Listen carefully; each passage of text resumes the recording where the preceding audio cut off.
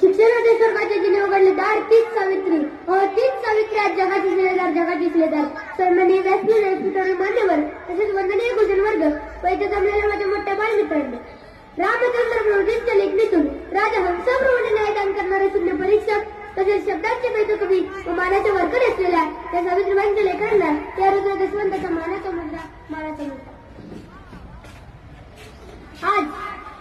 आज 3 जानेवारी बालिका दिन आणि या बालिका दिना दिवशी मी आज तुम्हाला काही 2 शब्द ऐकवणार आहे ते तुम्ही शांत चित्ताने ऐकून घ्यावे. 150 वर्षापूर्वीची गोष्ट आहे. एका दलित कुटुंबात नवरा बायको व त्याची 2 मुलं राहत होती. मुलगा 10 वर्षाचा, मुलगी 15 वर्षाची. घरची परिस्थिती अत्यंत गरीब होती. पण त्या दारिद्र्याला नसलेल्या मनुष्यानं आपल्या 15 वर्षाच्या मुलीचे लग्न 60 वर्षाच्या माणसासोबत लावून दिलं आणि ते पण फक्त कामासाठी. लग्नाच्या 10 वर्षानंतरच त्या 70 वर्षाच्या मनुष्याचं निधन झालं व 25 वर्षाची गर्भवती स्त्री एकटी पडली. कुटुंबाने तिला घराच्या बाहेर काढलं. समाजाची अत्याचार करायला सुरुवात केली. अहो ती जिवंत असताना मर म्हणून सांगितलं गेलं. बसताना खाली बसलं पाहिजे, चालताना मागे झाड लावून चाललं पाहिजे, तुंकताना आपल्या कमरेला पडलेल्या मडक्यातच तुंकलं पाहिजे, पाणी पिताना असं करून पाणी पिलं पाहिजे. तिला मूल झालं. त्या मुलाला शाळेत पाठवायची इच्छा होती पण तरी त्या मुलाला सुद्धा त्या समाजानं बाहेर फेकून दिलं.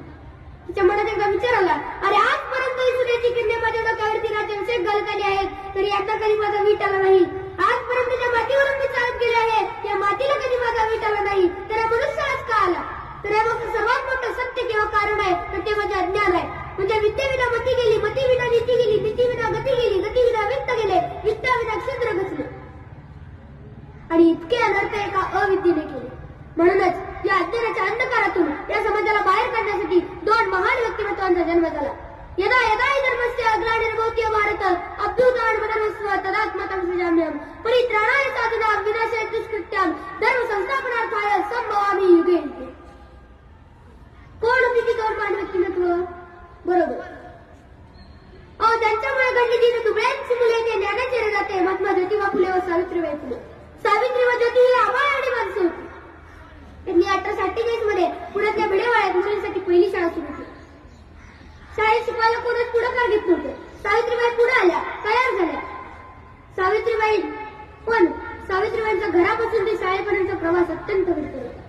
त्या जेव्हा रस्त्याने जायच्या तेव्हा लोक त्यांना शिव्या द्यायचे, दगड चिखल शेण इत्यादी त्यांच्या अंगावर फेकून मारायचे पण तरी सावित्रीबाई कधी डगमगल्या नाही. त्यांनी पुण्यातल्या भिडेवाड्यात पहिली शाळा सुरू केली. नंतर 1च्या 2, 2च्या 4, 4च्या 8, त्यांनी 8च्या 18 शाळा उभ्या केल्या. 1897 मध्ये प्लेगची साथ आली. त्या प्लेगच्या साथीत ज्याला प्लेग झालाय त्याला व त्याच्या कुटुंबाला या समाजातून बाहेर फेकून दिलं. सावित्रीबाई परत पुढे झाल्या व त्यांनी या देशाचं रक्षण केलं. पांडुरंगाच्या मुलाला प्लेग झालाय त्याच्या वेदना सावित्रीबाईंना सहन होत नाहीये. सावित्रीबाईंनी त्याला आपल्या खांद्यावर घेतलं व दवाखान्यातून त्याच्यावर उपचार सुरू केले. पण इथेच सावित्रीबाईंचं चुकलं. काय चुकलं? हो त्या देशाच्या सेवेमध्ये इतक्या विलीन झाल्या की त्यांना स्वतःच बांध राहिलं नाही आणि शेवटी याच प्लेगनं त्यांना ग्रासलं. परंतु मला वाईट या गोष्टीचं वाटतं की आज मुलगी जन्माला आल्यावर हत्तीवर उचलून साखर वाटणारा महाराष्ट्र आज गर्भपात करतोय. स्त्रीला हात लावल्यावर त्याच्या हातपाय छाटणारा महाराष्ट्र आज त्याच्यासाठी मेणबत्त्या येऊन उभा आहे. हो सांगा ना, कशी उमलतील फुलं अशा काळ्या तोडल्यावर, कसा पेटायला दिवा अशा पत्त्या तोडल्यावर. हो सांगा ना, कशी घड्याळ सावित्री गर्भातच मुली मारल्यावर. आज जर सावित्रीबाई फुले येत असत्या तर त्यांनी या महाराष्ट्रातील स्त्रियांना एकच उपदेश दिला असता.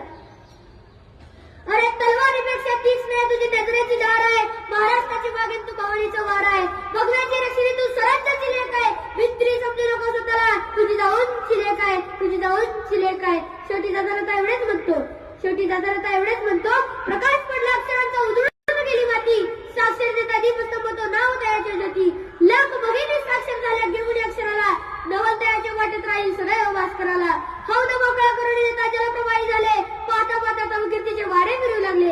आज दयांच्या आठवणींना देत उजाळा जाऊ, प्रगतीसाठी पुन्हा एकदा गीत दयांचे गाऊ. मानवतेचा धर्म ऐकू